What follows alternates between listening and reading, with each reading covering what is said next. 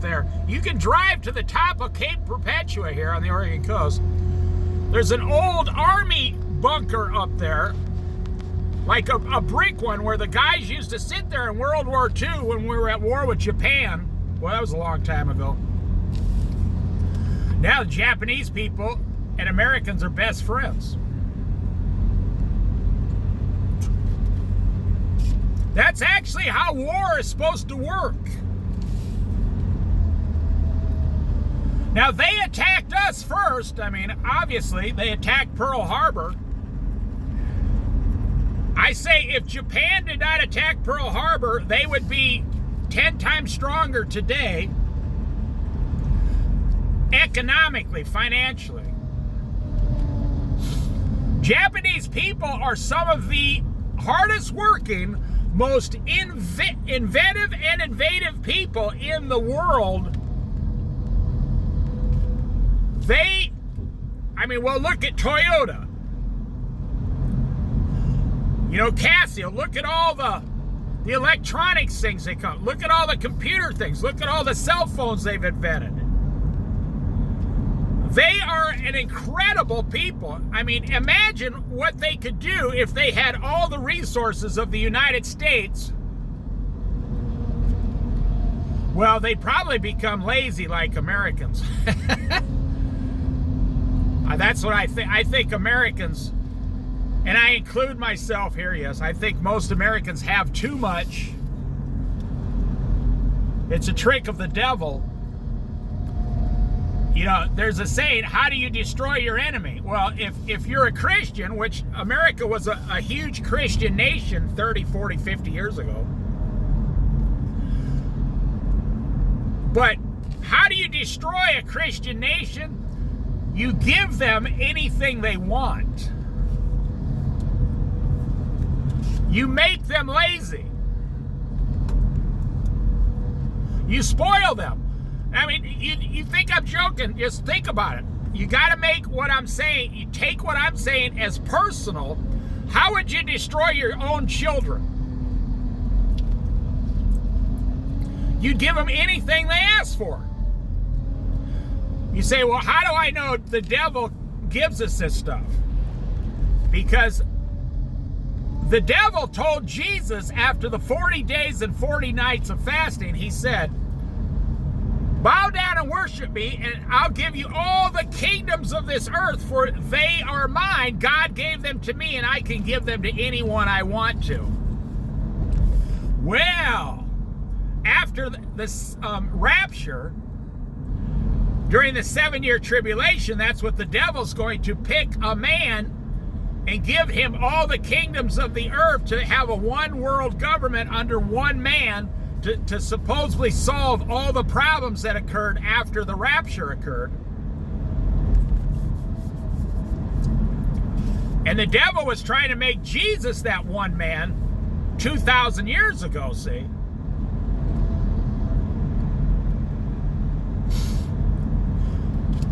So the devil will give you anything you want if it keeps you away from Jesus. So, now think about your own children. How would you destroy your own child? They say, can I have 5 cookies? You say, sure, eat as many as you want. Can I have some more candy? Sure, have as much as you want. Can I have some more soda? Yeah, drink as much as you want. I'm only 8 years old. Can I drive the car? Sure, go ahead. Drive the car. You would destroy your child by telling them those things. But what you love your child more than you love yourself. You love your children more than you love yourself. You can't help it. God makes you love your children. So your love tells them, no, you can't have this, this, this, or this. Because I love you, that would destroy you.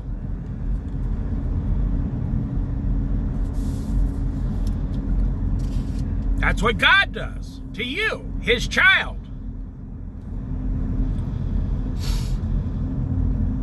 But, like the prodigal son, or the prodigal daughter in today's society. Some young women are more wild than the young men. They're crazy. Some of these young women are, and I don't mean a lot of them, I mean some of them are beyond prodigal daughters. They are on another planet. They're out trying any and everything they can, get as fast as they can get it.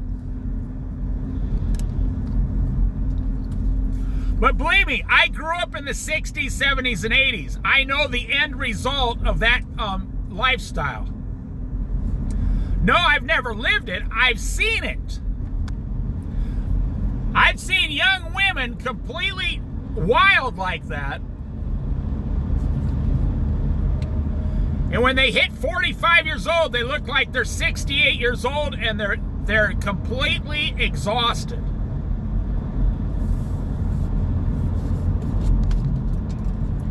From all the previous decisions they made. Now, I'm not picking on women. I'm just saying, in today's society, with technology, this is really the first time in the history of the world where women say, we don't need men, we have technology. And by the way, the young men are saying, that's fine, we don't need you either. Now listen very carefully. We don't need you either because we have artificial intelligence. I got an ad sent to me. So on the video editor, like if I don't edit my videos, but if I put them together, I just got to connect them together. I have to have like an old school video editor to connect them and then upload them after that. Or if I add some little music to it, that's it. Like the random photos playlist that nobody seems to like. But I like it. I like photos. And there's a few guys out there that like them. I'm old school, so I like looking at photos. These guys walking down the road working. The good, the bad, the ugly. They look like that movie, like one of the Western movies with gunslingers.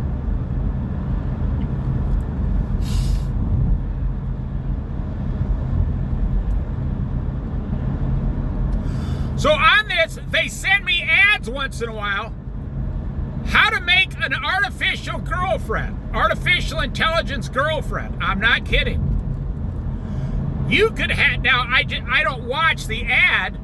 It says use artificial intelligence to make your perfect woman. You can always have your perfect woman inside of your cell phone. Whenever you want to talk to them. Now, that's going to come out in society, and technology is going to catch up. And I have predicted this. Within 15 years, you're going to see guys walking up and down the street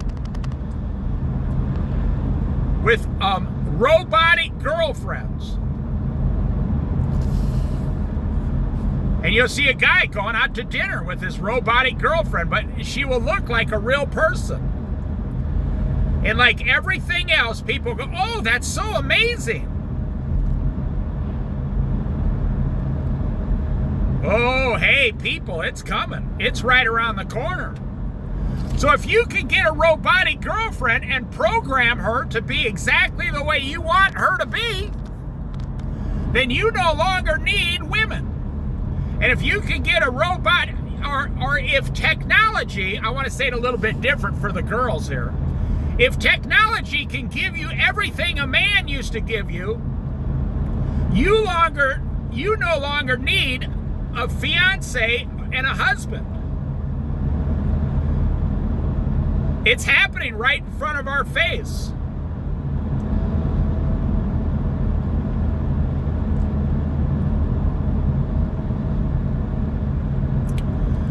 Because an artificial intelligence girlfriend will give you everything you want and more. Won't cost you any money.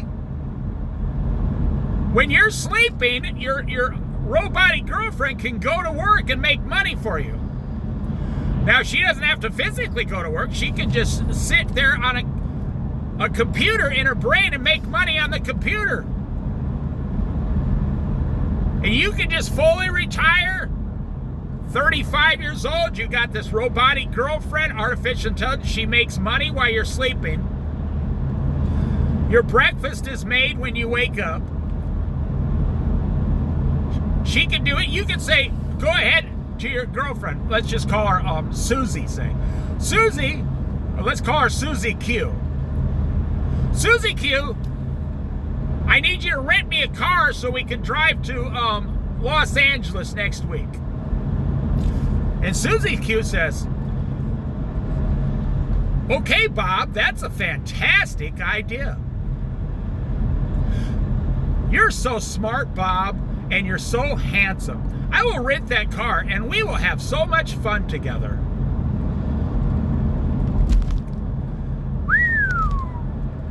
That's creepy. But it's coming. It's coming right now.